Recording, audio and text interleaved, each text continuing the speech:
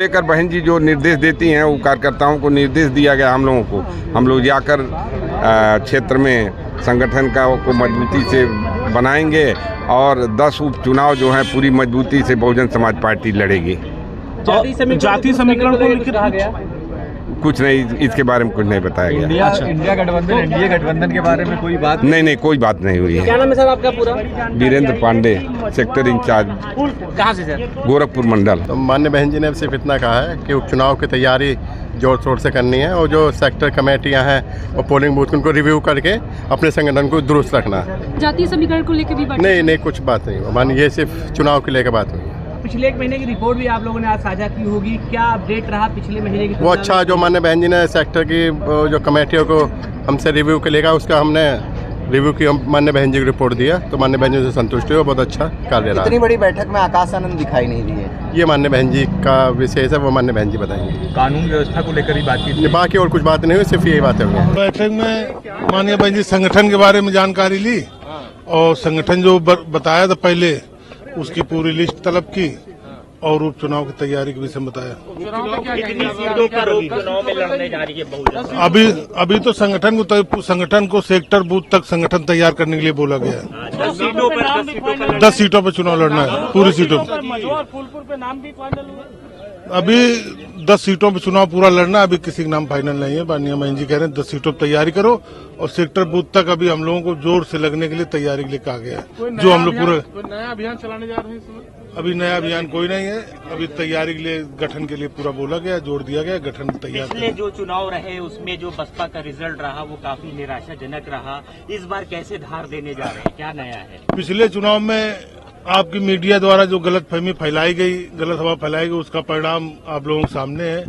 अब हमारे कार्यकर्ता पूरी जोरंदारी से लगे हैं और जुटे और तैयारी कर रहे हैं। पूरा चुनाव उपचुनाव पूरी 10 विधानसभा में लड़ा जाएगा। मूल मंत्र बहुजन समाज पार्टी की संगठन की इकाई को मजबूत करने के लिए और दूसरा आने वाले विधानसभा के उपचुनाव में जब अधिसूचना जारी होगी तो उसको मजबूती से पार्टी की तरफ से लड़ने के लिए। उपचुनाव को लेकर क्या बात हुई है, क्या रणनीति बनी है, कितनी सीटों पे आप आएंगे? रणनीतियों पर सभी सीटों पर जीतने के लिए प्रयास किया जाएगा। हमारी प्लानिंग है कि सभी सीटों को बहुजन समाज पार्टी जीतेगी, क्योंकि केंद्र का चुनाव दूसरा था, लेकिन ये विधानसभा के चुनाव में बहन जी के जो उत्तर प्रदेश की सरकार थी 7 से 12 में जितना उन्होंने नौकरी दिया है और तमाम लोगों को कानून व्यवस्था की जो है उन्होंने कानून के द्वारा कानून का राज चलाया है, इससे जनता में एक विचार विमर्श है आज भी और आगे भी होगा। निश्चित रूप से बहुजन समाज पार्टी को इसका लाभ विधानसभा के चुनाव में मिलेगा। क्या प्रत्याशी के नाम का ऐलान हुआ है किसी सीट? नहीं, अभी नहीं। एक सीट पर ब्राह्मण प्रत्याशी का नाम आया है, लेकिन अभी नाम उसका स्पष्ट नहीं है। वो इधर की है साइड, ध्यान नहीं है। अब उसमें सामूहिक रूप से बात हो गई है, लेकिन जल्दी ही प्रत्याशियों का नाम आ जाएगा, अभी नाम नहीं है। नहीं, अभी पार्टी के पुराने कार्यकर्ता का नाम हुआ है, लेकिन हाँ, आरक्षण को लेकर जो कहीं न कहीं फिर मिले, अब कहीं आरक्षण के मामले पर बहन जी ने सीधे प्रेस कॉन्फ्रेंस जो किया था उसका डिटेल में बताया है और ये कहा है कि जो विपक्षी पार्टियां हैं ये आरक्षण के मुद्दे बिल्कुल चुप हैं। इंडिया गठबंधन के लोग जो है संविधान के नाम पर फायदा उठाने की बात तो की, लेकिन आज संविधान के तहत जो आरक्षण की बात है अनुसूचित जाति जनजाति के लोगों के लिए, उस पर इंडिया गठबंधन के लोग बिल्कुल साइलेंट है, चाहे वो कांग्रेस हो चाहे समाजवादी के लोग हो, लेकिन ये बिल्कुल बोल नहीं रहे, साइलेंट हो गए। तो ऐसी स्थिति में इसका झटका तो ओबीसी के हैं अखिलेश यादव जी का, आज नहीं तो कल उनको भी मिलेगा। मेरा नाम पूजा अमरोही है, मैं आगरा मंडल की कोऑर्डिनेटर हूँ। बहन जी ने मुझे आशीर्वाद दिया है, महिलाओं को भागीदारी देने के लिए उन्होंने आगरा मंडल का कोऑर्डिनेटर बनाया। मेरे साथ लता वाल्मीकि जी हैं जो चुनाव लड़ी थी मेयर का, वो भी हमारे साथ ही आगरा मंडल में कोऑर्डिनेटर हैं। आज 10 सीटों को लेकर उपचुनाव जो हुआ है उस पर चर्चा की गई है, क्या मूल मंत्र मिला है? हम जो ये आरक्षण का मुद्दा उठाया है और बहन जी ने बहुत मजबूती से इस मुद्दे को आगे बढ़ाया है, इसको उठाया है, इससे जनता में दोबारा जो पार्टियां आगे आई थी, जो लोग आगे आए थे बाबा साहब के फोटो को सर पे ले लेके घूम रहे थे, आज वो पूरी तरह से नंगे हो चुके हैं। उनके झूठ सामने है। आज आरक्षण की जब पूरी तरह से आरक्षण को निष्क्रिय किया जा रहा है, उस समय उनमें से कोई भी एक भी आदमी बोलने को तैयार नहीं है। हर तरीके से आरक्षण खत्म करने की तैयारी की जा रही है। जो आरक्षण बचाने की बात करते थे, जो संविधान बचाने की बात करते थे, आज वो कहीं दिखाई नहीं रहे। आज भी इस माननीय बहन जी ही खड़ी हैं बहुजन समाज के लिए, उनके हितों के लिए। आज भी बहन जी ही अकेली खड़ी हुई हैं। तो ये सबको दिख रहा है। तो लोगों में पूरी तरह से लोग जागरूक हो चुके हैं।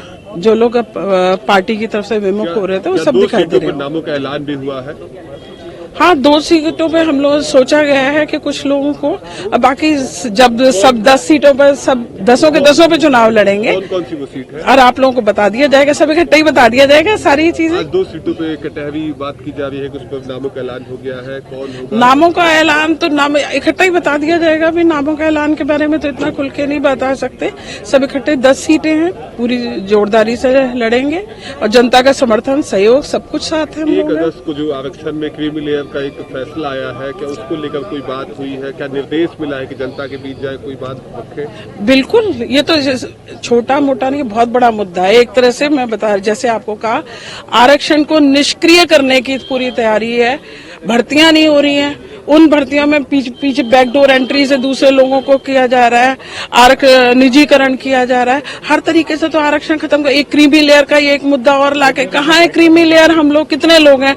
आज भी 21वीं सदी में भी हमें जातिवाद भुगतना पड़ता है। हमारा चाहे अधिकारी हो, स्कूल का बच्चा हो, स्कूल के बच्चे से, कॉलेज से, हमारी नौकरियों में, हर जगह, राजनीति में, हर जगह हमें जातिवाद का सामना करना पड़ रहा है। तो कहाँ से क्रीमी लेयर रह गए हम लोग? अभी कहाँ, किस चीज को? ठीक है, कुछ लोगों को माना कि जिनके पारिवारिक काफी आगे से चल रहे हैं, उनको मान लिया हम क्रीमी लेयर में मान सकते हैं। लेकिन बाकी जो 90-95% जो गरीब लोग हैं, उनके लिए हम कहाँ से कुछ लोगों के लिए आरक्षण देना? तो ऊपर जो इतना आरक्षण बचा हुआ है हम लोगों को जो दिया गया, जबकि हमारी आबादी ज्यादा है, उसके बाद उस अनुपात में तो हम लोग कम है।